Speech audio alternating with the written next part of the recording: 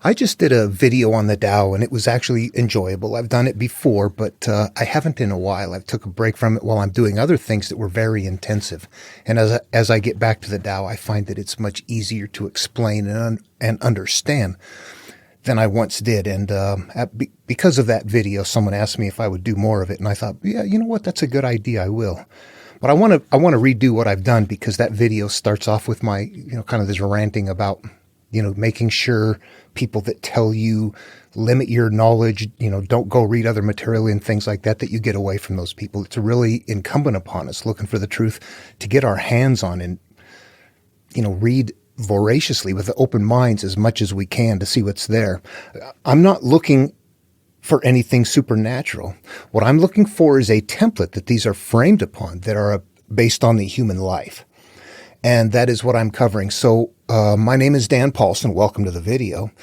What is probably the least popular thing about my work is that it completely gets away from anything supernatural. It goes completely to the natural, from an energy-based universe that we come from and how we operate and flow within a collective psyche.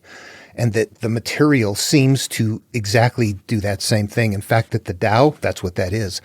This collective that we live within, and the quality of our flow in that collective is dictated by the mental experiences that we've had in life and that we continue to maintain. And the only way to change our life experiences and our flow in that Tao is to change the perceptions up here. And that is what the material is about.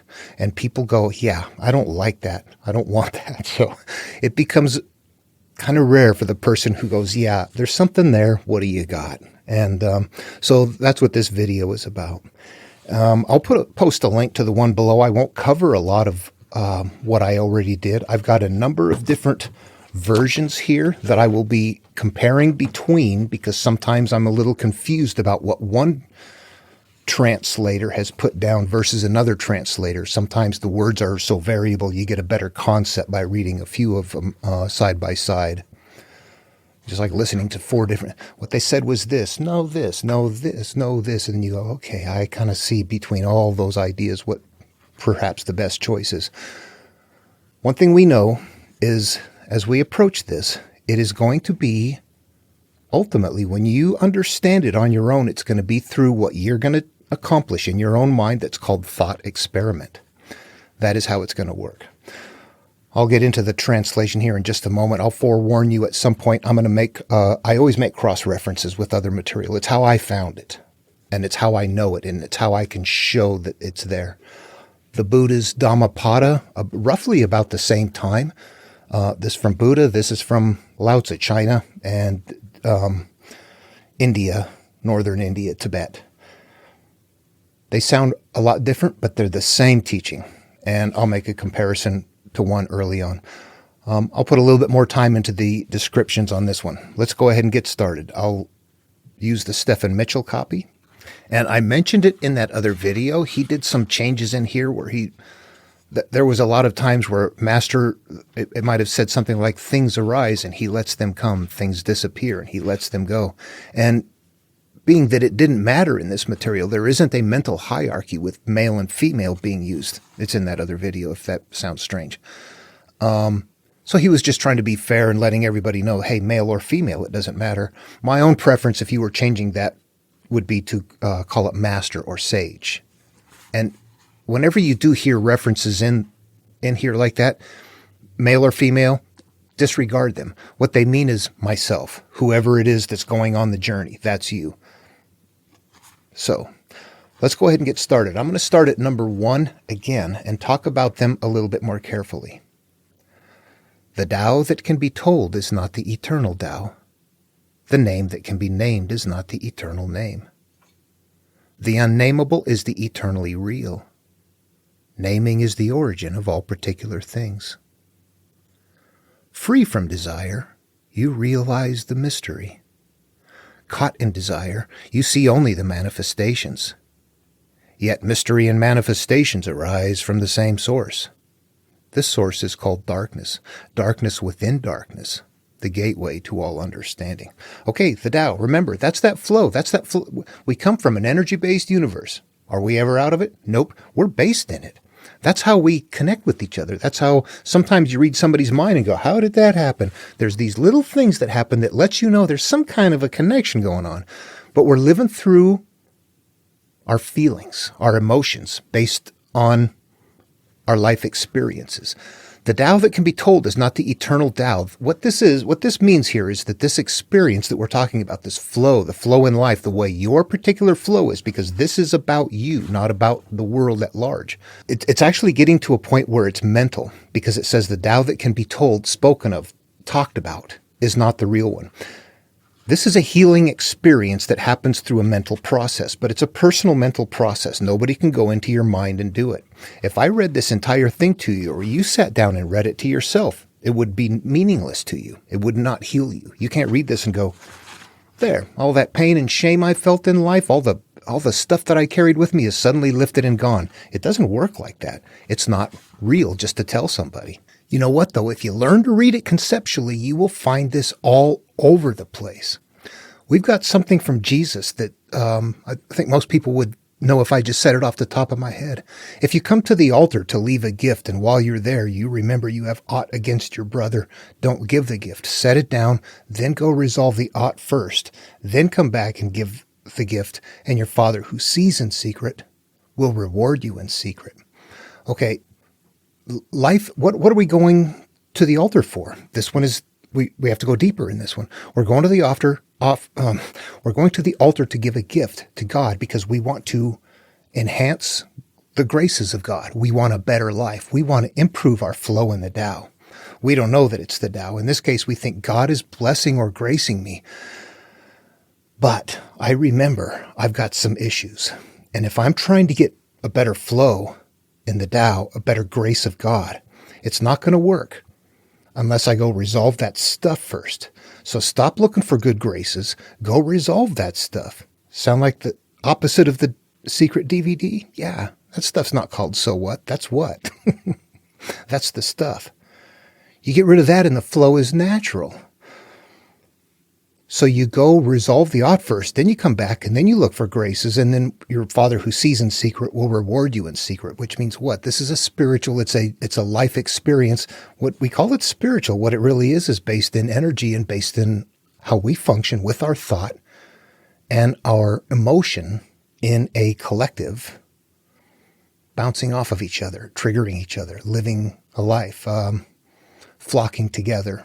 If we are birds of a feather, all of that is because of the way we are up here. We fit the way we think, the way we feel, the way we believe, the way we have life experiences. And when you see big groups of people acting out, you know what the hell they're hiding. Okay, it is real when you experience it. That's that mental experiential part. So this is telling us the Tao that can be told is not the eternal Tao, but the eternal Tao. We know what the Tao is there. What is eternal? When it's experienced. I don't remember the source of this. I don't use it, but it comes to my mind as a similar thing that was it Buddha or something that's pointing at the moon and people worship the finger. It's like there's somebody pointing a direction, but it's up to each person to walk that path. Some people read that and go, well, since it can't be told, it's not the eternal, or if you can tell about it, what that means is it's too mysterious. You can never figure it out. Turn it inward and suddenly, oh, that means it's mental. The name that can be named is not the eternal name. That'll make more sense in a minute. Naming is something that we are going to be doing. The unnameable is the eternally real. Naming is the origin of all particular things. Naming means us having life experiences. Naming means I have had a memory and a perception of that memory. I need to be very clear. This is important. The perception is how you view it, which gives it its an emotional charge. So you feel it, but you feel it based on the way it has been judged. And that's fair. If you've been hurt, you're going to feel hurt. You're not going to feel good about it. The problem is later on in life, it is that hurt residing there that is a seed in the garden that is continuing to act out. We're looking to extract ourselves from that. So keep this playing in the background as we're going through these verses. We're heading to some place. If you get off course, and go, what is this verse about? Remember, it's always about that. Getting rid of those things that we're holding on to. It might be with Lao Tzu, sometimes it's about life, about civilization, esteeming people, and then you create problems. If everybody has the same thing, nobody's going to steal. if everybody has enough. When things come off balance like that, and then there's people that don't have anything and people who have excess, what's going to happen? Those are balances that happen. So those are life stories that come out of Lao Tzu's material that are not always about your own personal how to heal. It's also how to live a life. Naming is the origin of all particular things. What is a particular thing? It's particular to you. And the origin, naming, that all of these are analogous terms. So the naming does not mean I've given it a name. It means that I have, in my own world experience, classified and qualified it as something. It now exists in my mind as a perception and an experience. If we were to look at Genesis, what would you have? This is where Adam is naming the creatures in the garden. Let's stop for a second. Actually, I'm going to read just the very first couple of sentences in Tablet 1 of the Enuma Elish. This is where I first find the naming show up in the religious historical material. All right, this is creation. At a time when even the glories above had yet to be named, and unuttered was the word for the world which lay beneath. It was then that the first being Apsu, who was their source, and the progenitor Tiamat, the mother who gave birth to all, intermingled their waters, producing neither field nor marsh. This is us just being born right here. We have not produced anything yet. At a time when no divine beings had yet come into existence, so we haven't learned and developed enough to be self-aware. Our happiness and joy and innocence, all that hasn't happened yet. This is so previous to beginning life. At a time when no divine beings had yet come into existence, there were no names to be spoken and no fates pronounced. I had not named anything, and as a result, the fate of that naming is not in place. Enuma Elish, Babylonians, yay. So that really appears, if you were to read from the Tao, the unnameable is the eternally real, and the name that can be named is not the eternal name. That's really occurring about at this point right here where it is saying there were no names to be spoken and no fates pronounced from the Enuma Elish. The name that can be named is not the eternal name. The unnameable is the eternally real. In both of these, we are infant.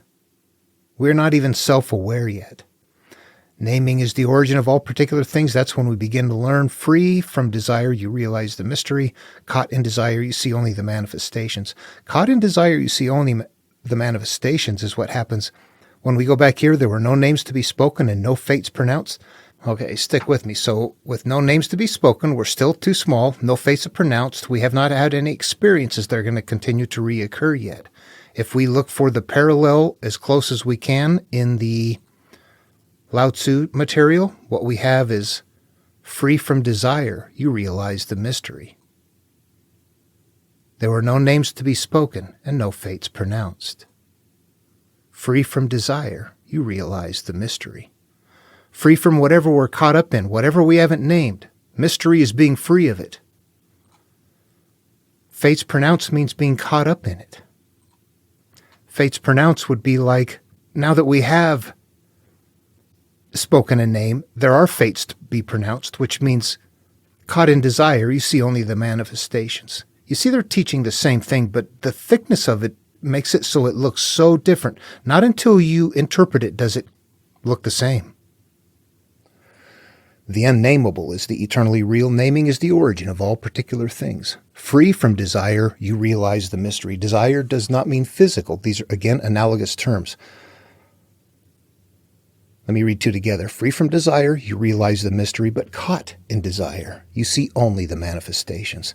The desire in this case is something, we're hanging on to something. Whatever you named is what you're desiring. You're not truly desiring it. You have to play it out in your mind. It's a part of your life experience. You go, I'm not desiring that, but something is still messed up. What's going on? Change the term desire. It is not desire. You're hanging on to something. Free from hanging on to things, you realize the mystery. Caught in hanging on to things, you see only the manifestations. You see only the continuation or the cyclical return of them. We have named things. We have named particular things, which means we've had our life experiences. And if we are caught up in those life experiences, we're going to continue to have pain as a result of them. If we are free from them, we won't. So it's telling us right here that we're mental products and we're coming online and life is going to work this way. Yet mystery and manifestations arise from the same source. This source is called darkness. We don't know what it is. It's cosmic. They called it darkness. We can say cosmos. It comes from the energy base of the universe. We know that today, that they did not know that then. Yet mystery and manifestations, yet all of our life experience come from the same source, that cosmic energy source.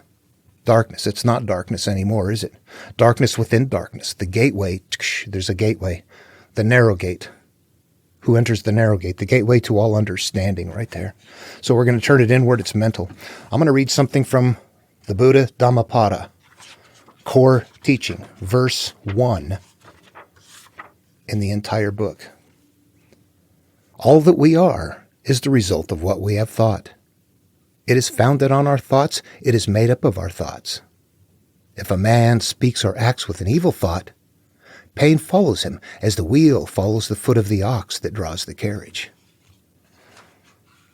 That last part. If a man speaks or acts with an evil thought, pain follows him as the wheel follows the foot of the ox that draws the carriage. Should sound like caught in desire. You see only the manifestations. An evil thought. Pain follows him as the wheel follows the foot of the ox that draws the carriage. All right, I'll stop here and just talk through it real quick. We see that in one case, pain, there's a cyclical pain that continues emerging from Buddha's idea that continues to follow. That's a cyclical thing. As far as Lao Tzu, it's not something showing a cycle right here. It'll show later in a wheel. But in this point right here, you have to imply. And I'm going to show another example of that in a second. Caught in desire, you see only the manifestations. When? Caught in desire, you see only the manifestations. When? As long as you're caught in desire, you see only the manifestations. We imply cycles. Until it's resolved, you're going to see only the manifestations. If we went to Genesis, creation, this would line up with, what is this? This is pain, cyclical pain. So after Eve and Adam are kicked out of the Garden of Eden, that's where the mental hierarchy is there. We've got Adam as the conscious, Eve as the created inner being. Now we've had life experiences represented by the idea that we've eaten of the tree of the knowledge of good and evil. You know, we went from happy-go-lucky kids to I'm hurt, I got pain, I got all kinds of stuff inside of me now. What happens is that they're kicked out of the garden and the punishment is to continually give pain, experience pain during childbirth. I'll pull it up real quick to look at it here, but I will make your pangs in childbirth exceedingly great. So every time, whatever it is inside, this is giving birth to offspring, which is based on the union of the conscious and the subconscious, the husband and wife, or the life experience. I'm holding pain and shame away, and that is what continues to grow out of me. That it's painful. It comes out of me. And your desire shall be for your husband, and he shall rule over you. Yeah, in the psyche, that's everybody. The inner being is ruled by the consciousness. However, the consciousness tends to not know it because it feels pain and shame and hurt all the time. So it leaves the female in place hurt. It leaves the inside intact. We're not looking at ourselves. An important part of this, though, is that when we are not consciously making choices and doing things in life, when we're just plugging along or sitting quietly, that we are living through that inner self. That is who we are when we're on autopilot living life. And that is a product of our life experiences and the way we continue to judge and hold those experiences. Let's look at them all here together. They're all in the beginning of the material. They're up front. This very same thought right here. I've got 3 different examples here from 3 different story styles. We got Lao Tzu on top, caught in desire. You see only the manifestations. Mental, whatever we're hanging on to continues to emerge. The next one, Buddha. If a man speaks or acts with an evil thought, pain follows him as the wheel follows the foot of the ox that draws the carriage. I am now the story. Since there's parts in there, I become that. The carriage, I am drawing through life. The ox, that is me. The foot, the foot of the ox, that's following me. The wheel goes around and around, and it follows me. and it follows me based on the evil thought or what I'm holding inside of me. So what I have that is classified hurt continues to act out. Then when we get into the third style from Abraham, we go into a mental hierarchy and a different style, and it ceases to look inward, and the outer story looks outward. What we need to know is that our inner selves are Eve, and that what we sinned was really just that evil thought or caught in desire. It is that same thing. Whatever we're holding on to that is a life experience with an emotional charge that is hurtful to us. Whenever that acts out, that's childbirth. It's giving birth to that, and it's going to be painful. It's like getting triggered, screaming, yelling. I gave given birth to that same damn thing, and it hurts all the time. It keeps following me like a wheel. The manifestation of that keeps happening again and again. You see, they're all the same at the conceptual level. Verse number 2, all that we are is the result of what we have thought. It's mental. It is founded on our thoughts. It is made up of our thoughts. It is our stored memories. If a man speaks or acts with a pure thought, we've gotten rid of that. Happiness follows him like a shadow that never leaves him. Free from desire, you realize the mystery. You see that? Okay, I'll put the Dhammapada off to the side. I'll talk about the Bible real quick just to kind of close the door on this one. Then I'm going to move right back into, and I'll just stick with the Tao Te Ching. But so right here we had two options. If you're hanging on to something or whatever you've done or whatever hurts, there's a cycle of pain right there. I've done a video on that recently, cycles of pain. That is what we're seeing right here. This is the reason why we turn inward, because we're experiencing life cycles of pain. And that is exactly what is being shown right up front. Because of life experiences, you will have cycles of pain. So it also tells us in both of these, however, if you don't hold on to that stuff, you'll have a free flow in life. So does the Bible do that? The Bible is assuming, the story is assuming that we've taken a bad way. There are bailouts in the story that the story doesn't take. First of all, in the Garden of Eden, what did we partake of? The tree of the knowledge of good and evil. What if we had taken of the tree of life? That's not the way the story went, but what if? We never would have had the bad life experience to begin with. We could have been raised in a place where we were not taught to judge and to hurt in that way. Different civilization. We might not have been kicked out of the Garden of Eden. We could have been raised in a place where it's just, it's different. There's another bailout spot. After we did get kicked out, we went bad. Cain murders Abel. What if Cain didn't murder Abel? These are iterations of us. We become Cain. Cain represents the part of us that goes bad. What if that didn't happen? What if we remained Abel? The story would end there, so that's not a good idea. It is still in there. You have to imply it. It's tricky to see. All right, think this through very carefully. This is right here, the very core basis for karma.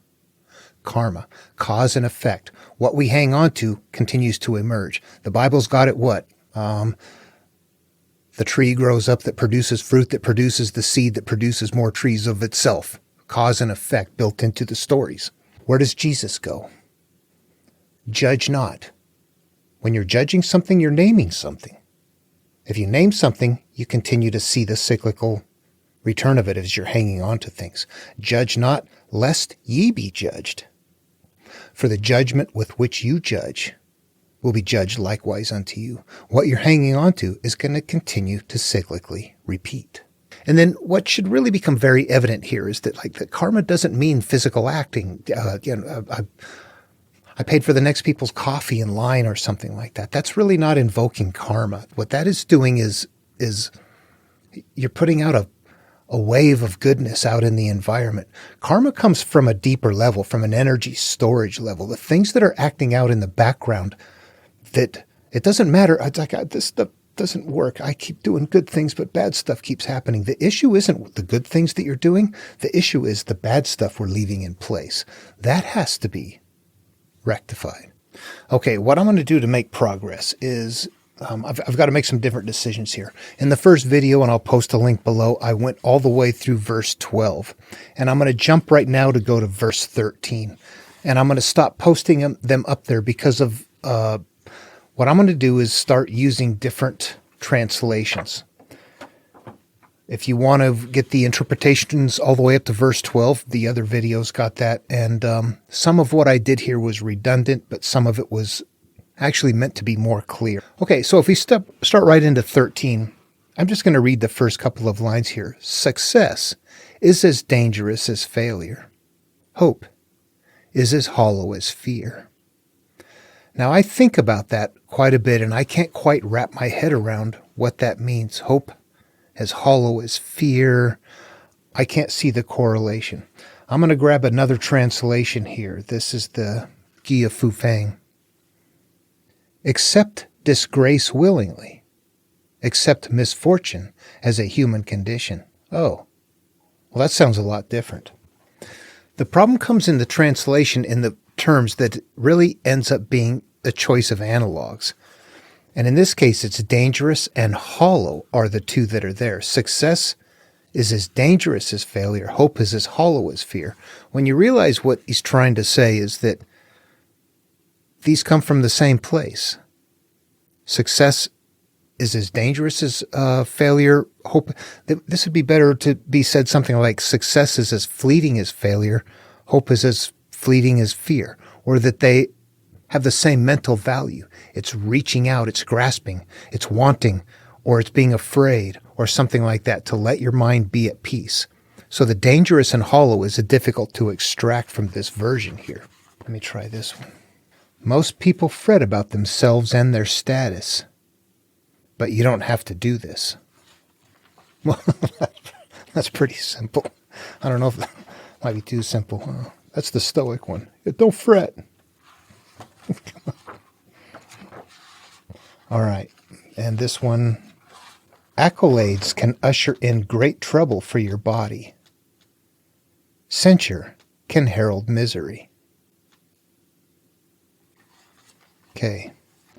I definitely have preferences here, and it's going to be definitely the Gia Fu Fang. It makes sense. Accept disgrace willingly. Accept misfortune as the human condition. You know, when we talk about the spiritual path, the idea is to let go of things, and whatever happens, you don't attach to it. And that makes sense if you're reading this right here. It would fit with the teaching, and it fits with exactly where we are on it, that we're becoming products of how we judge things. So when things happen, don't fight them. Fighting them also makes them bigger. So if there's something that isn't okay, and you keep fighting at it, it's going to get worse. Let's move on. What do you mean by accept disgrace willingly? Accept being unimportant. Do not be concerned with loss or gain. This is called accepting disgrace willingly. So yeah, just letting things go. What do you mean by accept misfortune as the human condition? Misfortune comes from having a body. Without a body, how could there be misfortune? I guess that means without life. I mean, of course, yeah. Misfortune is a part of existence. What do you want to do? Not exist? Exist. Exist happily. So we have to accept certain things about life, that it's the way that it is in order to manage it. Doesn't mean you accept misfortune, but at least understanding it and working through it is different than hating it and grumbling over it, which makes it worse. Surrender yourself humbly. Then you can be trusted to care for all things.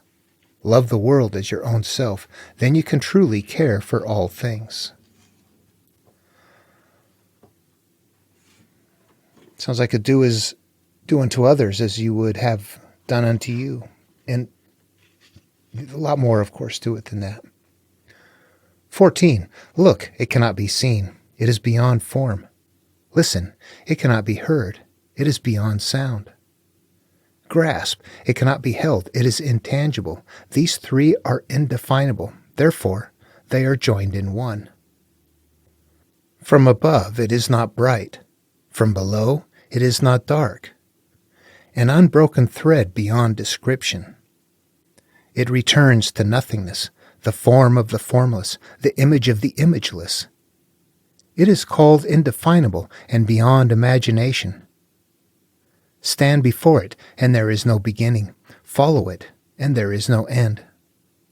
Stay with the ancient Tao. move with the present. Knowing the ancient beginning is the essence of the Tao. Ones like this, honestly, they're thick and hard to hook into.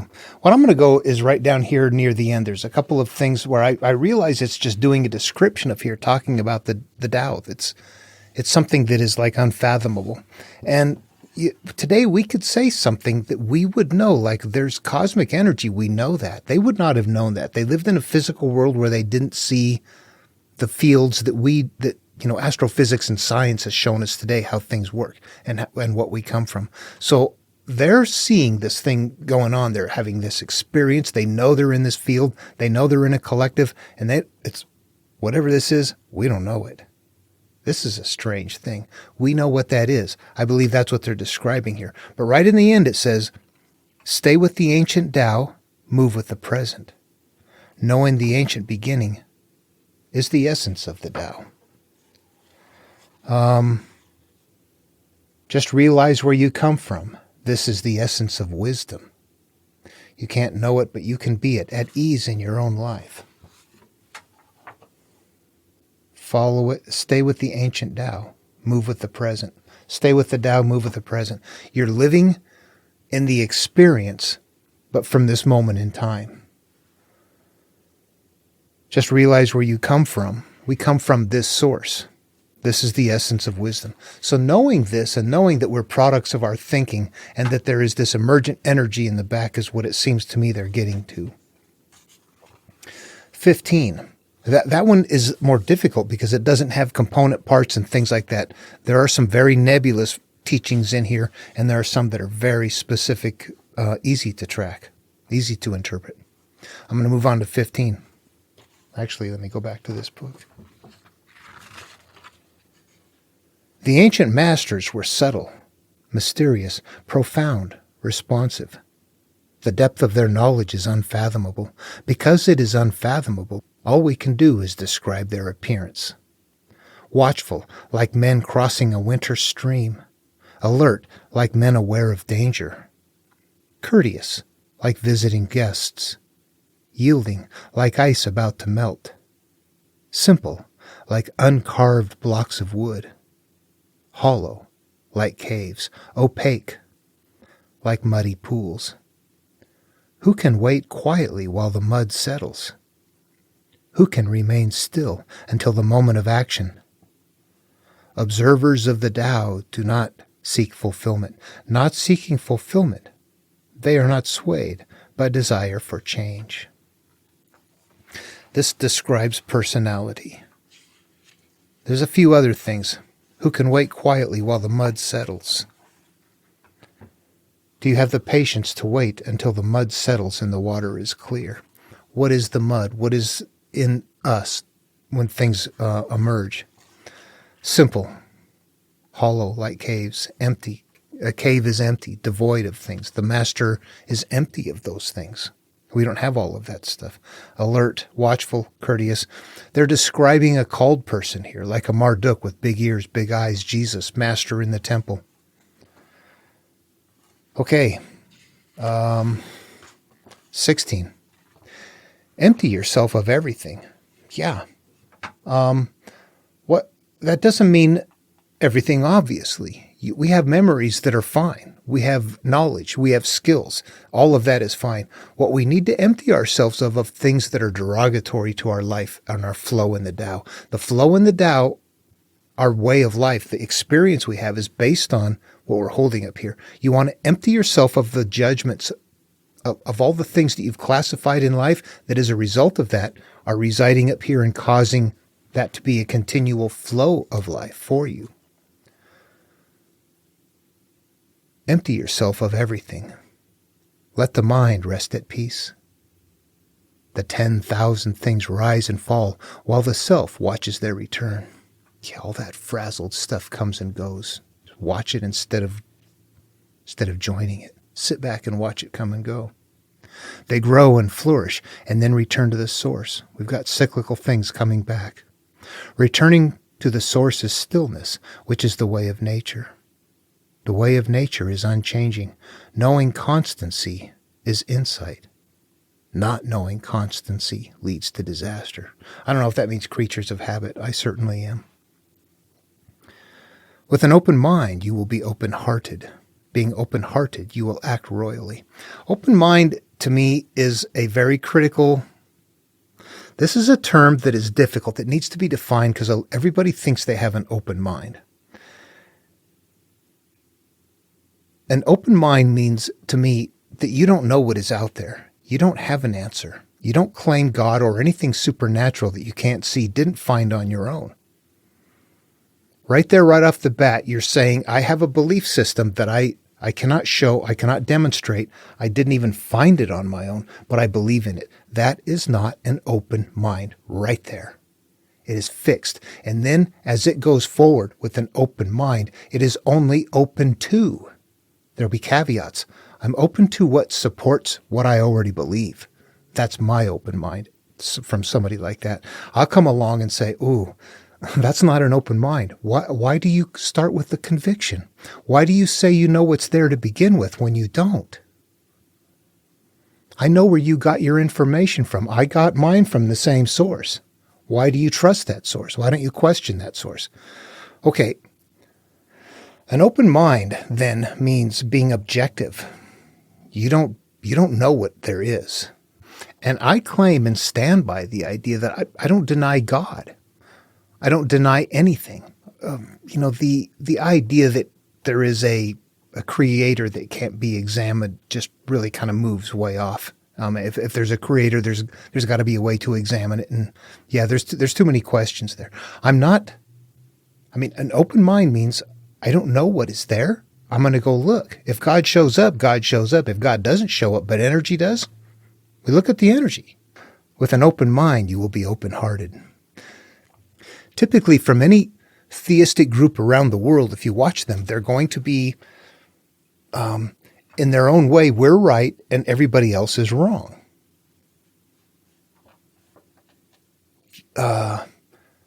That can be open-hearted until groups get together and they fight. It doesn't remain open-hearted. It's not open-minded and it's not open-hearted to have a conviction. Being open-hearted, you will act royally. Being royal, you will attain the divine. Being divine, you will be at one with the Tao.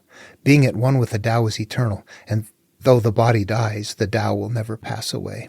So it's just letting us know that if we get to this point, we'll be at one with this. We live life smooth and free in the Tao instead of attached to all the things that we have experienced in life and are continuing to re-experience.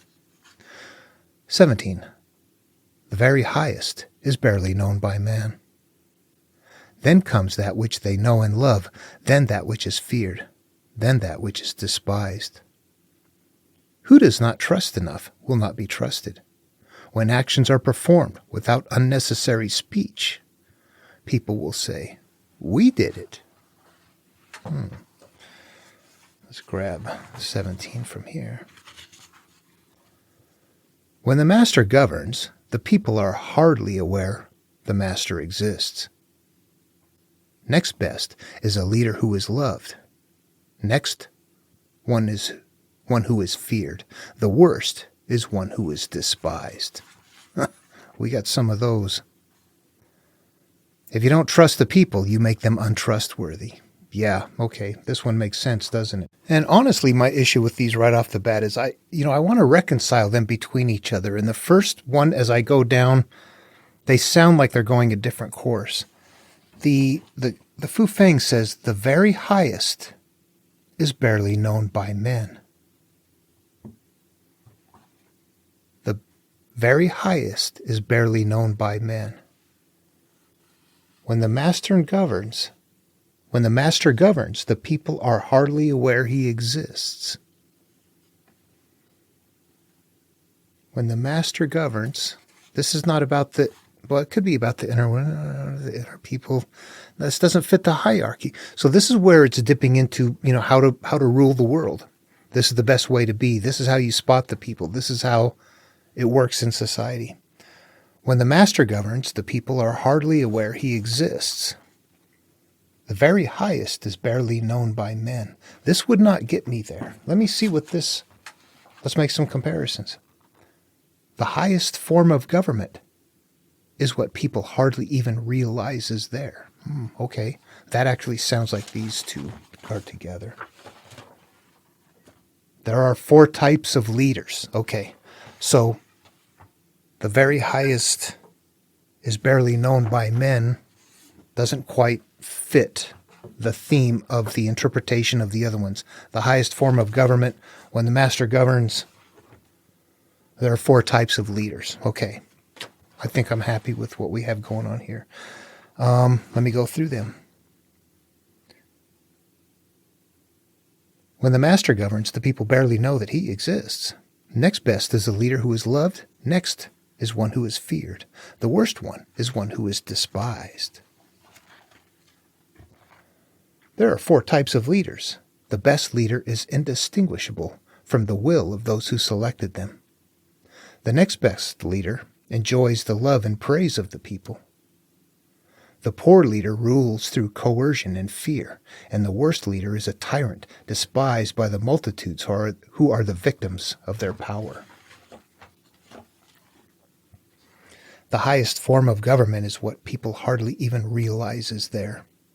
Next is that of the sage, who is seen and loved and respected. Next down is the dictatorship that thrives on oppression and terror. And the last is that of those who lie and end up despised and rejected. The sage says little and does not tie the people down. And the people stay happy, believing that what happens naturally. What a world of difference among these leaders. And the last 2 types, what is done is without sincerity or trust, only coercion. In the second type, there is a harmony between the leader and the people. In the first type, whatever is done happens so naturally that no one even presumes to take the credit. It just works. It's flowing in the Tao. If you don't trust the people, you make them untrustworthy. The master doesn't talk. They act. When the work is done, the people say, "Amazing. We did it all by ourselves." Okay, 17 sound okay? This is about the world and about leadership and the kind of leadership. The best leadership, you don't even know it's there. Everything is just working good. It goes down the ranks. We see it happening today in that very manner. 18. When the great Tao is lost sight of, then people have to try to be kind and gentle. They try to compensate by being clever, but this only breeds hypocrisy and sleight of hand. When families fall out, relationships sour into useless formality. When the nation is misled and in chaos, ministers mouth empty promises. When the great integrity was abandoned, humanity and justice appeared. The great integrity just showed up here. I don't like that. The great Tao, leave it there. Leave it at the great Tao. When the great Tao was abandoned, when people left the way of life and understanding, humanity and justice appeared. When knowledge and teachers appeared, hypocrisy was their inevitable accomplishment. When knowledge and teachers appeared, hypocrisy was the inevitable accomplishment. Sounds like just normal things that happen in civilization. I'm not sure. I'm not quite seeing this. When family relationships lost their harmony, filial piety and parental affection were suddenly birthed. Piousness, acting when family lost their harmony. When things are not good, then we start faking like it's okay. When a nation succumbs to chaos and corruption, patriotic politicians are always at hand announcing themselves. Yeah. Doesn't sound like much of a spiritual path there. 18, let's see what they have here. When the great Tao is forgotten, goodness and piety appear. When the body's intelligence declines, cleverness and knowledge step forward. When there is no peace in the family, filial piety begins. When the country falls into chaos, patriotism is born. They sound similar. Okay, I don't really get a spiritual teaching out of this, but really about the world and what's going on. and how rulership works and just what happens.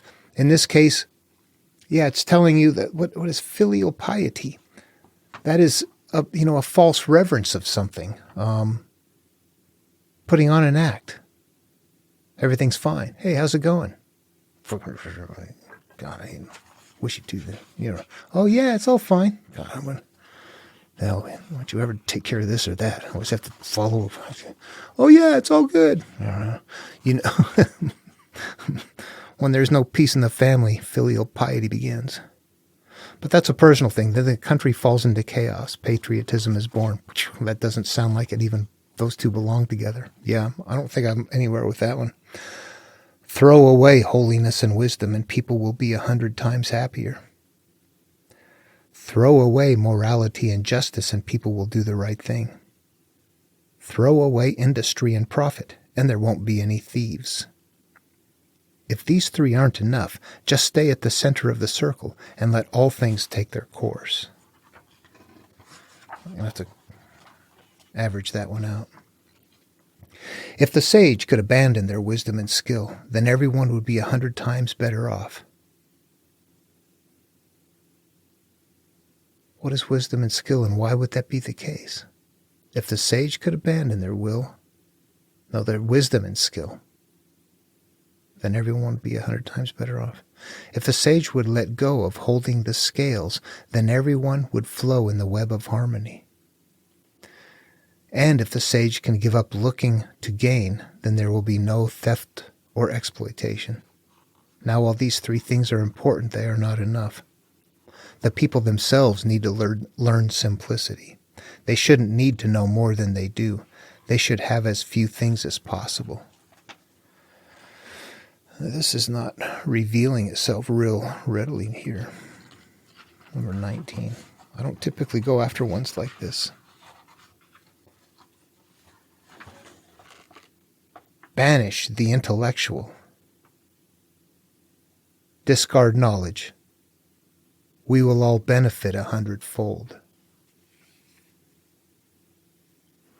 Eliminate all institutions of charity and justice. We can then return to our natural love for each other. Oh. Society, civilization. We create places for people. We don't live with mom and dad anymore. We put them in a home. Eliminate all institutions of charity and justice. We can then return to our natural love for each other. Let everyone be released from our addictions to shrewdness and profit. Then thievery will disappear. These three negate the great integrity. So it sounds like there's three things they're seeing right here that takes us off course. Okay, so banish, there's an intellectual, institutions of charity and justice, and the addictions to shrewdness and profit. These three things right here, what the hell are those? Banish the intellectual.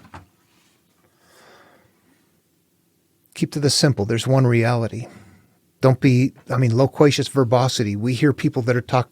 They go on and they'll get into, I might ask somebody a yes or no question about the Bible. And this is a common thing I get from, a Christian that is an apologist who, if I say something like, the reason I want to stop them right up front. I know there's templates in there. I don't even want to go there. It's too big of a story.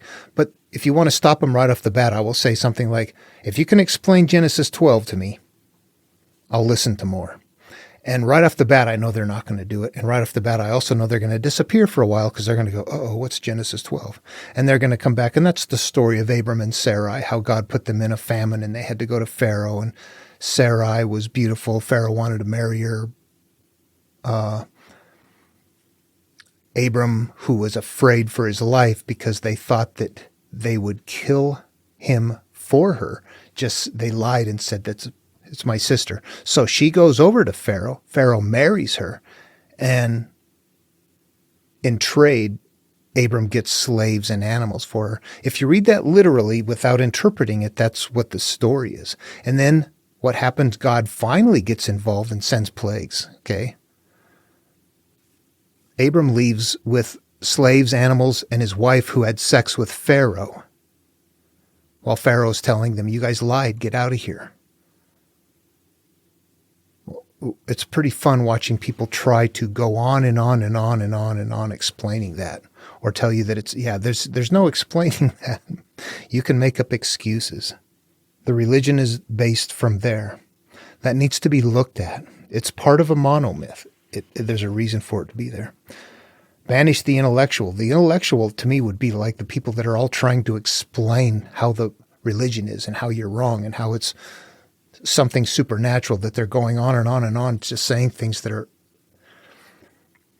If you look at them and you tell them, if you really want to just say what you want to say to me without spending all my time, just say that you believe existence, therefore God. Anything else is just a waste of time. You can't prove anything. That's a faith claim. Banish the intellectual. There's a reality where you just, you don't even talk about it anymore. Discard knowledge. We will benefit 100-fold. Is that what they're talking about? It's the only thing I can think of. There is knowledge that you don't want to disband. There's a pure understanding, though, not a bunch of complex things that lead to here, to here, to here, that somehow twist in the circle so convoluted that nobody can follow whether or not that must be true. Can't figure it out. You should be able to figure it out, and it should be simple, and it should turn inward, and it should be about us. Banish the intellectual. Discard knowledge. Turn inward. This is emotion-based. Well, it's knowledge-based, too. Eliminate all institutions of charity and justice. We can then return to our natural love for each other. So it sounds like one time people took care of each other, but as time went on, places maybe morphed and grew into places where you put destitute, old. I imagine back then, think of it, they're probably sick people too. We can't have them in society. We've got leprosy or something like that, contagious things that they couldn't manage at that time that would decimate a population. And you had no choice but to do things like that. And that allows us to turn backs on people. I mean, there may be reasons for and against. What it's saying right here, charity, justice, all the things that we're doing to give to people prevents them from, we lose our love for one another. Let everyone be released from the addiction to shrewdness and profit. Grasping things. If the sage can give up looking to gain, then there will be no theft or exploitation. There's a point where if everybody has a balance, you're not going to be stealing from each other typically, but life doesn't work that way. There's going to be differences in values between people, and there's going to be stealing and things. There's nothing new there. How much stuff do you have I guess the point is, how do you live your life in fear of being stole from or not? Let me find it somewhere else and see what we have. Give up sainthood, renounce wisdom, and it will be 100 times better for everyone. Give up sainthood, renounce wisdom. Banish the intellectual. Give up sainthood, renounce wisdom. Wisdom, intellectual. Sainthood's a new one. Throw away holiness and wisdom. Holiness and sainthood are both there. If the sage could abandon wisdom and skill, so your knowledge and your capacity. Throw away holiness and skill. You know what? I don't get that one. I don't. Those are the ones you go, this is, I'm going to put it's on a back burner. I got to let the brain wire. There's part of it that looks okay. Give up kindness, renounce morality, and all men will discover filial piety and love. Yeah, you can see why it's important to have different copies as you're going through this. It's like, wow, there's a little bit different. Okay, number 19. Let's leave it right now. Move on to number 20. I'm going to say that I don't have a handle on that at all. No, there's some things that I don't understand why the sage is supposed to give up. Although this one just says banish the intellectual. But the other ones are all wisdom and skill too. It's like, ooh, really? I don't know what that means. Why would you want to give that up? Okay. 20.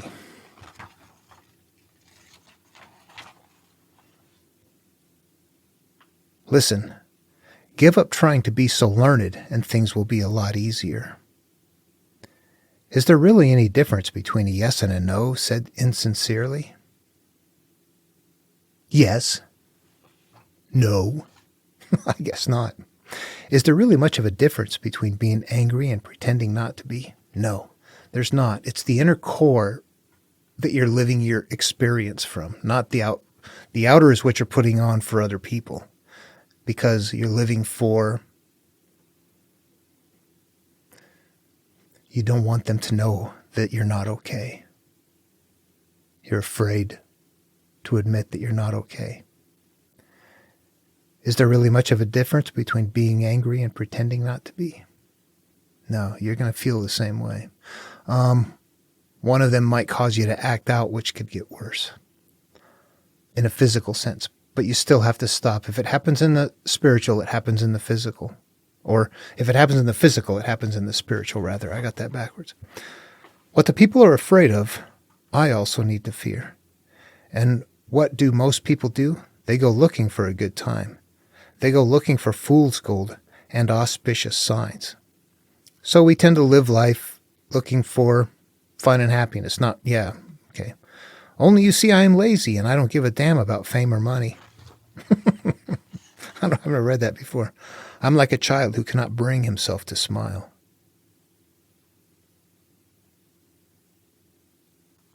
Sounds like an Alice in Chains song, doesn't it, or something? I'm a man who can't let himself be.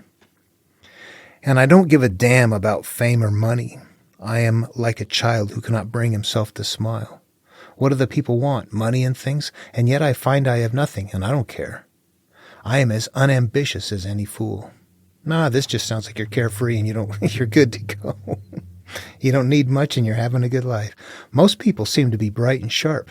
And how do I feel? Like a blunted sword. The people are like waves of sea, and I am drifting between them wherever they are blown. And the people are so busy, but I have nothing to bother about. I am a bumpkin, a lout. I am different, I am strange. I live for the mother. Okay, I better set that one off to the side. That one had some weird stuff in it. Well, I better hold judgment until I read the next one. This is from the Ralph Allendale. It is sometimes deeply depressing to be a rebel, knowing that we can never share most people's way of life, nor can they share ours. Okay, we're different. Yeah, we're not rebels necessarily. We're outcasts. We're seekers. It is sometimes deeply depressing to be a seeker of truth, knowing that we can never share most people's way of life, nor can they share ours. I just changed that to my own version there. Schooling stuffs the brains of our children with trivia. The more trivia, the more their anxieties. They indoctrinate the children to believe that the consequences are grave when they fail to distinguish good from evil and agreement from disagreement. What gross nonsense. To escape the rubbish of all this so-called knowledge, in the winter people run to the great feasts of lamb, pork, and ox, and they climb high in the mountains to view the first signs of spring. Sounds like they're getting out of school and get outside, back to nature. We are so different, having no desire for the trivialities, nor for their compensations. We are like infants, not yet knowing how to laugh, ever wandering, and having no home to which way we may return. In modern times, that's called a wallflower. While most people are obsessed with superficialities, we feel empty. Editing slowed me down. You know what this is? This is the called person right here. This is the person that's going to be the seeker that's called to go. It's a very lonely trip. Many are called, few are chosen. Yeah, that's what this is. You ever look at a picture on the wall at the party and you're just staring at it? You don't even know what it is, but you don't want to be messed with. And you're like, God, if I stare at this picture, nobody will talk to me. Meanwhile, people are over there talking about their new pants and their cars and how many ponies under the hood and all that stuff. And you're like, we are so different, having no desire for trivialities, nor for their compensations. We are like infants, not yet knowing how to laugh, ever wandering and having no home to which we may return. We explore. That's a part of our personality. We go from place to place. Moreover, think about this for a second. We are like an infant. What is an infant? Infant was day 3, day 7. That was Adam and Eve naked, unashamed in the Garden of Eden. That was the infant state right there, like an infant. We're always trying to grow. We're always trying to figure something out. There's something about us. We move. We take steps along the way. While most people are obsessed with superficialities, we feel empty. That's good. We should. I'm not wrapped up in all of those things. While most people feel they know so much, we feel simple-minded. While most people believe they live happily. See, in a case like this, while most people feel they know so much, we feel simple-minded. That doesn't mean we are simple-minded and they know so much. They think they know. We go, I don't very much know. Who knows the most of the people that always say, I don't know. I mean, show me, teach me. I'm learning. People that think they know it all, yeah. While most people are obsessed with superficialities, we feel empty. While most people feel they know so much, we feel simple-minded. We always feel like, I don't know, I want to know more, I want to know more.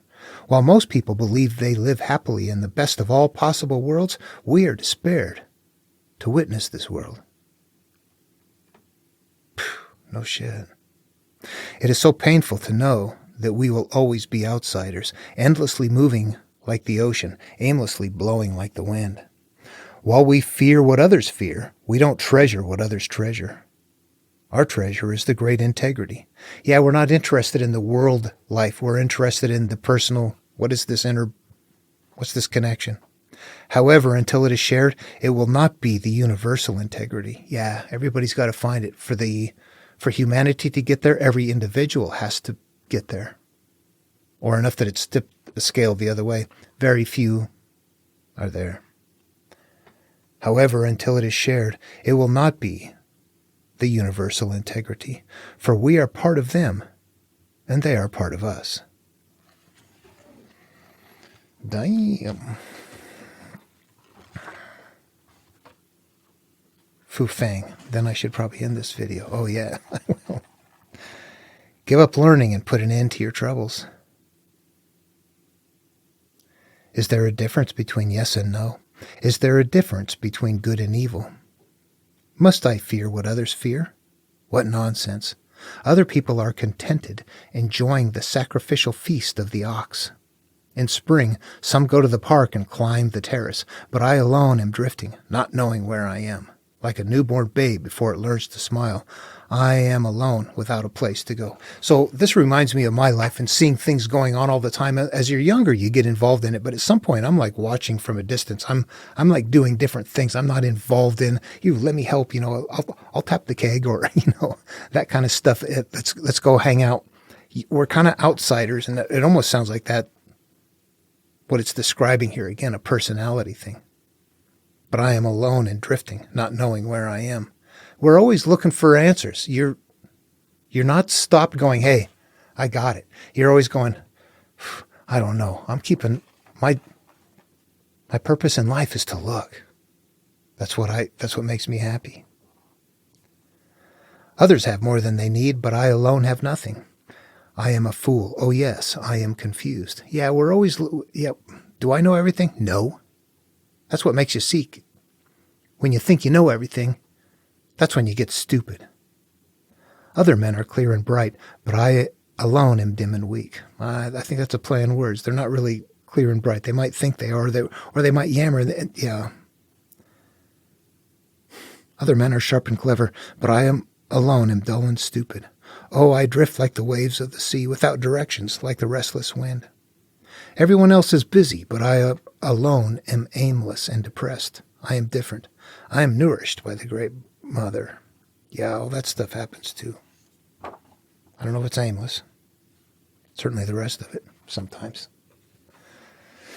Stuck watching the world. I got to end this video. It went a long way, didn't it?